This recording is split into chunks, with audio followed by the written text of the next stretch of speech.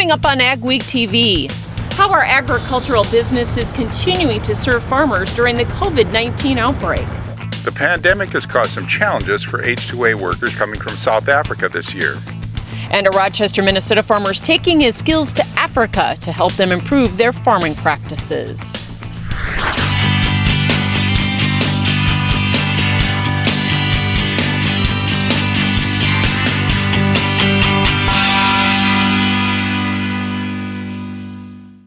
Welcome to AgweekTV. I'm Michelle Rook. A special welcome if you're watching in southeastern Minnesota or northern Iowa. This is our first week with AgweekTV in the Rochester market. We're serving another 160,000 people in 22 counties.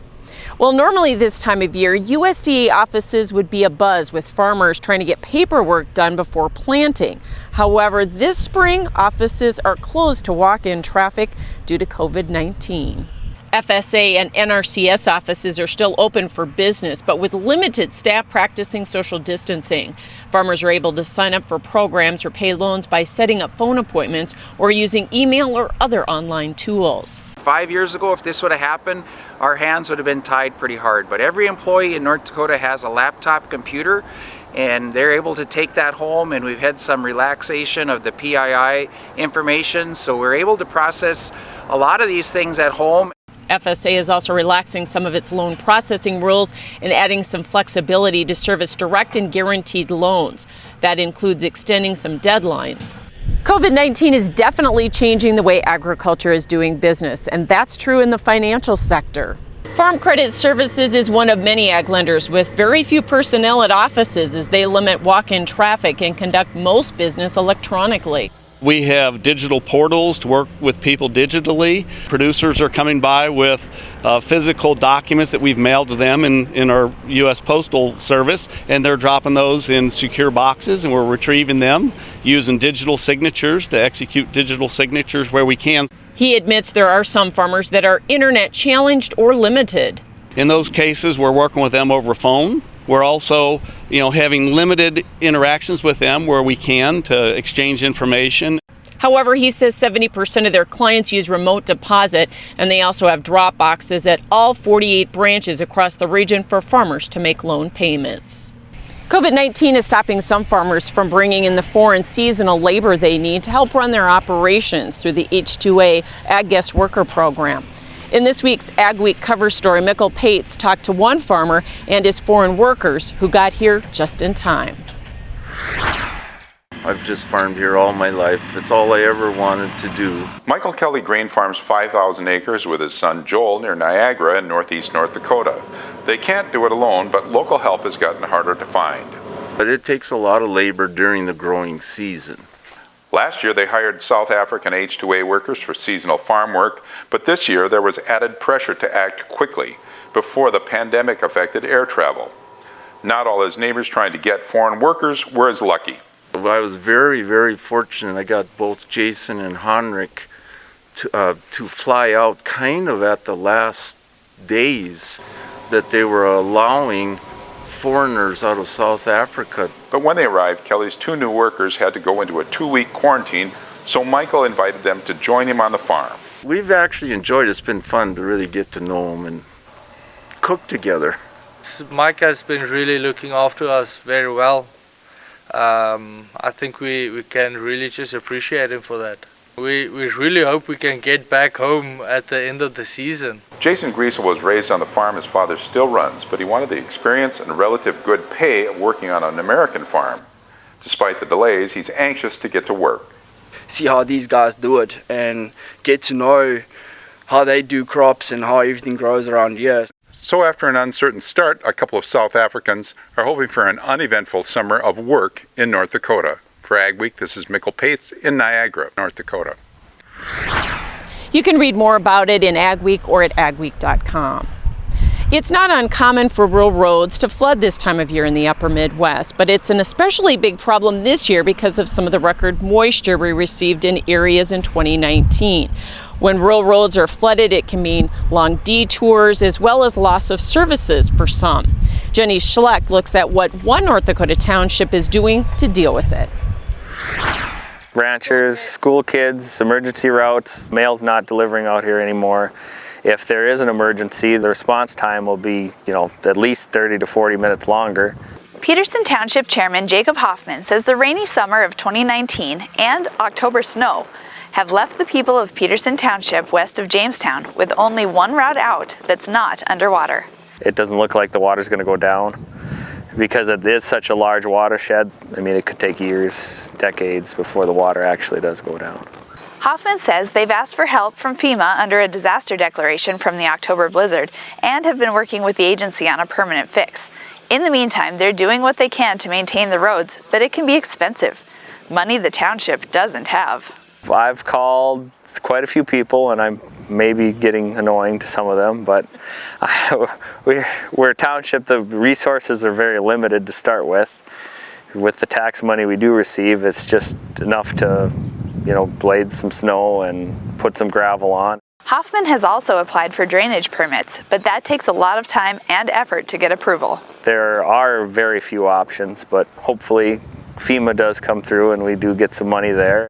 One bright spot is that drier conditions in January and February, along with a slow warm-up this spring, improved the flooding outlook for many areas. Near Medina, North Dakota, this is Jenny Schlecht for AgWeek.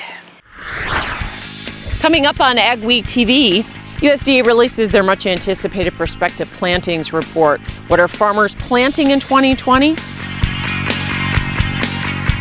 Small or large, Superior Grain Equipment has a storage solution for you with a wide variety of bin options and accessories, along with site planning and superior customer service. Plus, from top to bottom, we offer the industry's best bins and warranties to protect your products and your grain storage investment. Get superior quality, protection, and reliability with generations of experience and dependability. Make the superior choice today with Superior Grain Equipment. Modal's Truck and Trailer Sales builds customized trailers to fit farmers' needs. Whether you're spraying, fertilizing, or planting, we build 28-foot 2-tank trailers all the way up to 48-foot 4-tank trailers and plenty in between, including field-ready drop decks, flatbeds, and enclosed reefer trailers. We have plenty of inventory ready to go at our Wheaton, Minnesota location, but if you don't see what you're looking for at modalsales.com, give us a call and we'll talk about building you the perfect trailer.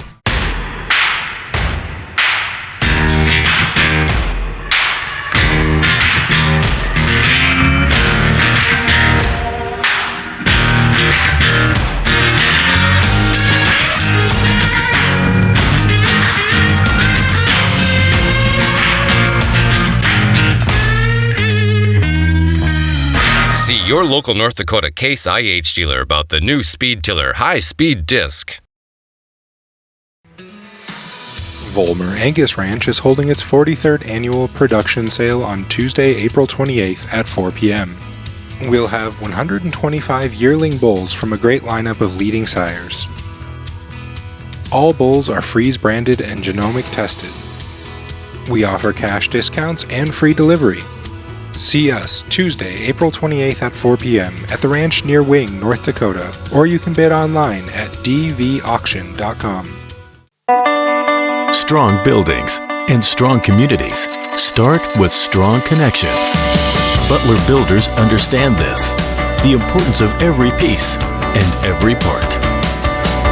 Every bolt, every beam, and every handshake. Each connection, a strong one. Built on quality and trust. Built on people. For more information, go online to gatewaybuilding.com. Welcome back. USDA's much anticipated prospective plantings and quarterly stocks reports were released this week. USDA says farmers will plant roughly 7.3 million more acres of corn and 7.4 million more acres of beans than 2019. However, wheat acreage was at 100-year lows on all classes. Quarterly stocks for all three major crops were lower than 2019, with corn down 660 million bushels. Joining us with analysis, DTN market analyst Todd Heltman. So USDA said 97 million acres of corn, 83.5 of soybeans, but 97 seems like a lot of corn, especially with the market conditions that we have now. It is a lot of corn. It's close to a record amount of corn plantings if that came true.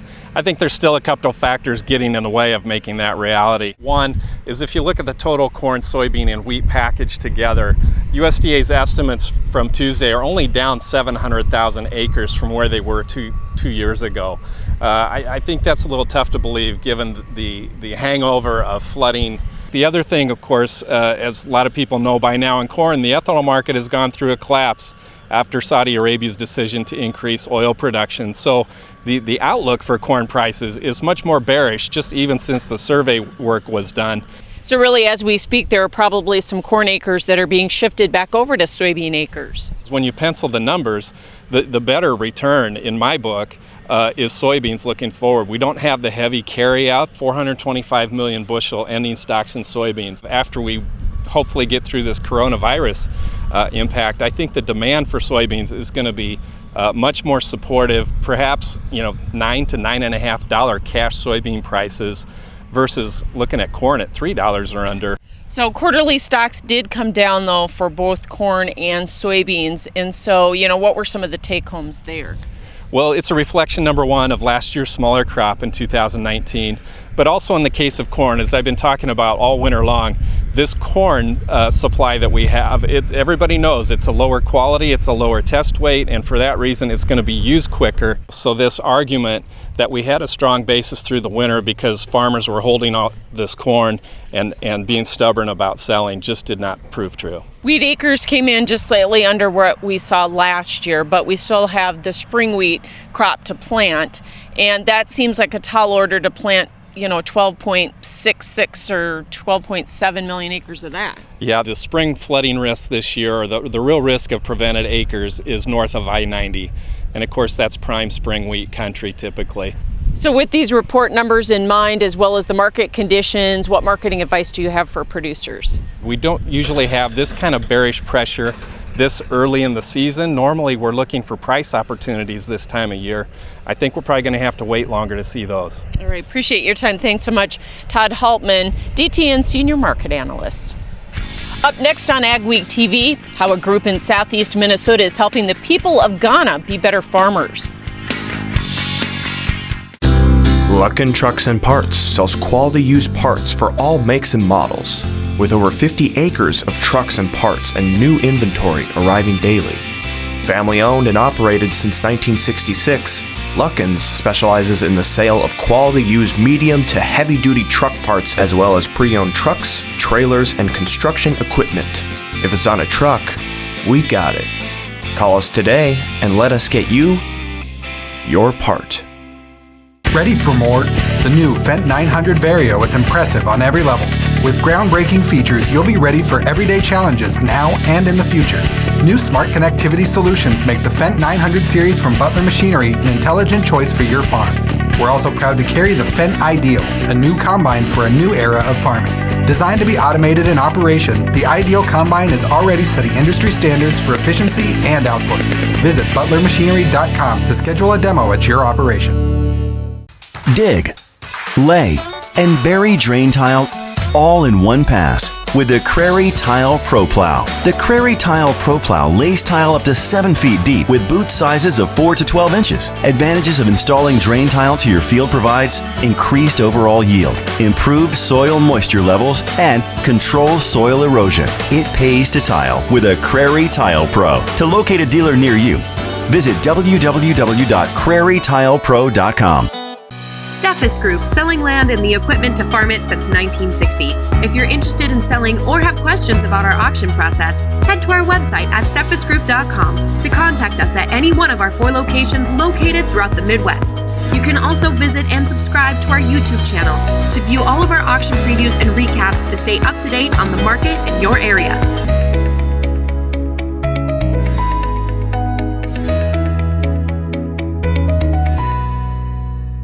At At Superior Grain Equipment, we're committed to quality and service, offering you the best in grain storage and dryers for any size operation.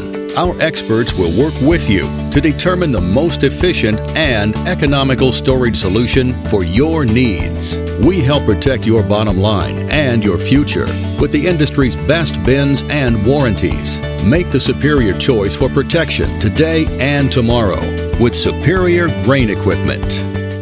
A group in southeast Minnesota is working to bring better farming practices to an impoverished area of Africa. Operation Dignity International has started a demonstration farm in Ghana to help local villagers improve their practices to grow crops and raise their income. AgWeek's Noah Fish has the story from Rochester. I've learned that it's great to give back. Andy Hart is a third-generation farmer in Rochester, Minnesota. About a year ago, he was approached by a group called Operation Dignity International. Our goal is to get them out of poverty. The group was looking for a farmer to go to the West African nation of Ghana to help them improve their farm technology and raise better crops. To show the local villagers what type of farming we want to do. We want to use a tractor, we want to use a planter, we want to be able to use seed, we're going to fertilize, we're going to use modern farming technology and equipment that we would as if we're farming here in the United States. Kathy Sullivan is the group's executive director. She and her husband started the project after meeting someone from Ghana and seeing the need. The idea came from the dreams of the Ghanaians. They wanted farming because they had the asset of the land. We can take that farming and we can integrate it into their health care and into their education system. The group rented 100 acres of land in Ghana and is looking for donations of money and equipment. They have some sponsors lined up, including John Deere, ADCO with Massey Tractors, and Souk Up Grain Bins. Development is not just giving the people something, but helping them lift themselves up so they can take care of themselves. That's where the dignity comes from. Their 3-year goal is to increase average farm size from 3 to 300 acres and use the farmers they train to teach other villagers how to improve their farming practices. And in 10 to 15 years, we could literally change the country of Ghana. In Rochester, this is Noah Fish for AgWeek. Hart was planning to be back in Ghana right now planting soybeans, but the coronavirus pandemic has delayed those plans until summer. Well, some farmers in the region are hoping for cooperative weather, either for harvest or for planting. So which will it be? Here's your AgriWeather outlook. Yeah, April giveth and April taketh away, right? We get into a series of warm air intrusions last week, and then we get a big snowstorm across the northern plains. That is April weather. What we're looking at as we look at the next couple of weeks going forward, obviously the return of snow to the northern plains anyway. What impact will that have on the warm-up of spring? And to that effect, I look for a generally cool to mild weather pattern with not so much above average temperatures, northern plains, Corn Belt, upper Midwest over the next couple of weeks anyway, for the most part. At the moment, we're still dealing with chilly weather here this weekend in the northern plains. By chilly, I mean generally above freezing, but not by that much. The really cold weather is in retreat, and there are some warm states down across the deep south. Most of the Corn Belt midsection of the country is just sort of in a mild weather pattern for the time being. This week, the jet stream will sag a bit.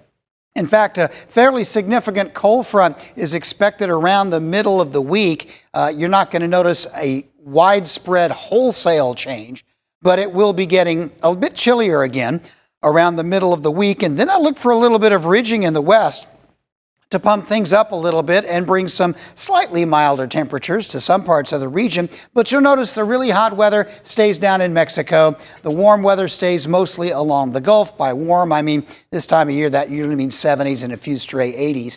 And most of the time, the northern plains will be in the 30s and 40s, maybe a few stray 50s, and the Corn Belt will be kind of in the 50s and like that, maybe a few days up into the 60s. Nothing really extraordinary. As we get into the second week of this forecast, now we're talking the middle of April, yet another little surge of cold weather will come down. And so it looks like in general, the northern tier and the areas around the Great Lakes will remain quite chilly over the next couple of weeks. As far as precipitation goes, not too much. Even this storm system we had over the weekend and late last week was not excessive precipitation overall. There will be some showers around the south and a few thunderstorms. Probably one little band of snow coming through the Great Lakes area and a little bit of Rocky Mountain precipitation, including some down into the southwestern states. Models are pointing to one weather system sliding out of the Rockies as that really cold air during the second week drops southward again and producing a swath of snow somewhere in the northern plains. Right now, it looks like more like a South Dakota thing than a North Dakota thing, but that, of course, we'll continue to watch for that. The southeast will continue to get rain and the occasional storms. It does not look like an excessively wet pattern for any part of the United States as we go on into the middle part of the month of April. Just kind of mild and relatively average moisture. Dynaflow is the ultimate high-volume water management pump. Whether you're experiencing flooding, emptying sloughs, transferring ponds, or working on irrigation, the Dynaflow pump works in as little as 18 inches of water and is designed to move 3,000 gallons per minute. The Dynaflow lift pump is the perfect upgrade to your drain tile system. Using line shaft turbine pump technology, these pumps are made to last while operating efficiently. Dynaflow drain tile pumps can move up to 1,500 gallons per minute, up to 3,400 feet away. Mayo Manufacturing, your Red River Valley source for Batco.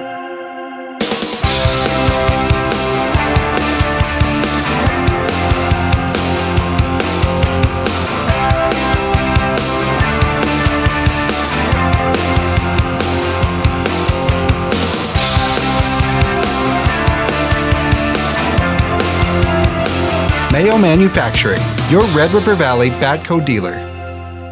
This is Dennis Beliski reminding you we do auctions and we do them well. You've built your operation with hard work, and when it's time to sell, all or part, you deserve the best. Details from repairs and preparation to promotion and settlements are not routine. Chances are you'll only do this once, so we'll tailor an auction just for you and get it done right. On site at your farm or added to one of our highly successful Alaris Center auctions, we have the skill, reputation, and integrity to meet your needs with best-in-class commitment and quality service. Find us at resourceauction.com or call 701-757-4015. Make sure your farm equipment is season ready with an uptime inspection from your Titan Machinery service professionals. Titan Machinery's team of Case IH certified technicians has the knowledge and experience to find, correct, and prevent mechanical issues that could shut you down during the season. Your planting and harvest windows are short. For genuine Case IH parts and service, schedule an off-season uptime inspection at Titan Machinery today. Titan Machinery, your local Case IH dealer. Looking for a crop insurance agent for the 2020 crop year? Call the team at Martinson Ag Risk Management. We do more than just marketing. We have 60-plus years of combined crop insurance experience to provide the service and solutions you need for your farming operation. Call Martinson Ag Risk Management at 701-205-4200. Let's get started on your 2020 policy today.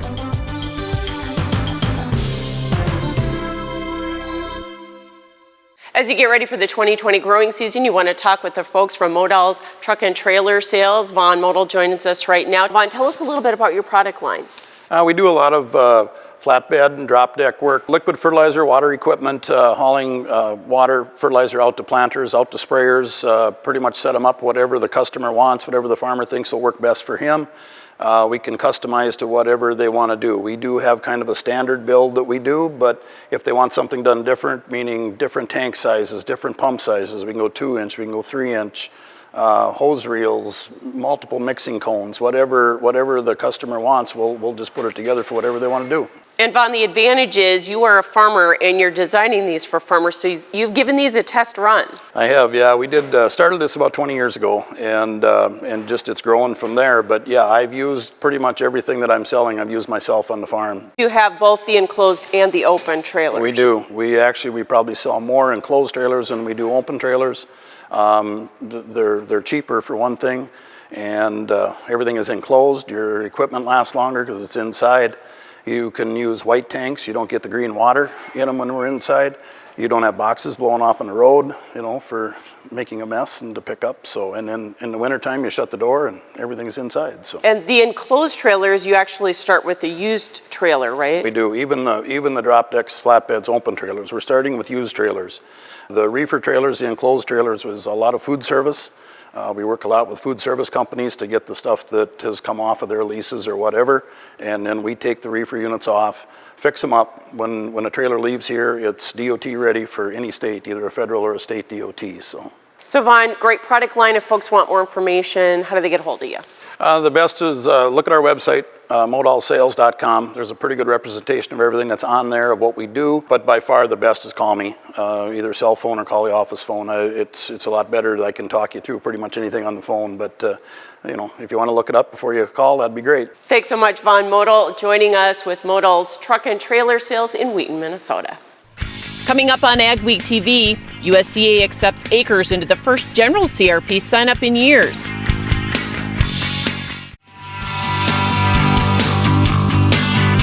AgWeek brings you timely agriculture news from field to fork in digital, print, and television.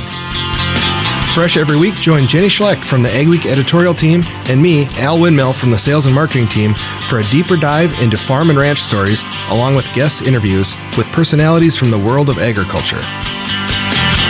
If you're involved in farming, ranching, or agribusiness, the AgWeek podcast is the show for you.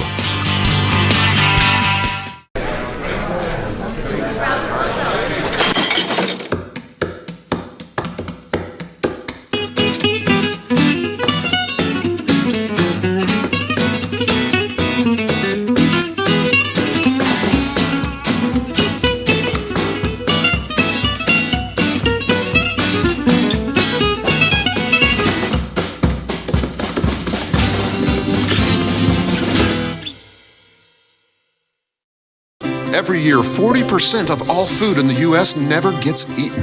40%. That's almost half the food we produce. Food waste is a serious problem. It impacts all of us. And it's expensive. Your family is throwing $1,500 a year in the trash. We're working hard to put food waste on the chopping block. And you can do the same at home. Learn how to cook it, store it, and share it. Just don't waste it. Go to SaveTheFood.com. I'm Jenny Garth, and as a mother of 3, I know kids worry about a lot of things. Getting enough food to eat shouldn't be one of them. But here in America, that is a real worry for 1 in 5 children. Even though we are one of the most food-rich countries in the world, 15 million children don't know where their next meal is coming from. This is unacceptable, and something the Feeding America nationwide network of food banks is working to solve.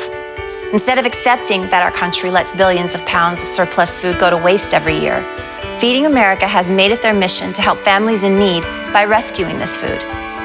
Through food pantries and meal programs, the nationwide network of food banks provides more than 3 billion meals, serving virtually every community in the United States, including yours.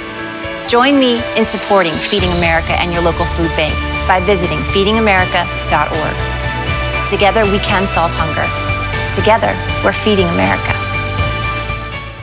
USDA accepted 3.42 million acres into the Conservation Reserve Program via the general sign-up. However, enrollment was at 3.84 million acres. 89% of those acres offered were accepted as they were under the Environmental Benefits Index of 210. Under the new Farm Bill, the cap was raised to 24.5 million acres nationally in 2020 and will rise to 27 million by 2023. However, USDA capped rental rates below the levels in previous programs. The Farm Bill requires that general enrollment rental rates need to be 85%, no more than 85% of the county average. Continuous enrollment needs to be no more than 90% of the county rental rate average. CRP saw 800,000 acres expire from the program last fall, but as many as 5.2 million acres are set to expire this coming September. Thanks for joining us this week for AgWeek TV. Remember, for all your ag news, go to agweek.com or follow us on Facebook and Twitter as well. Have yourself a great week.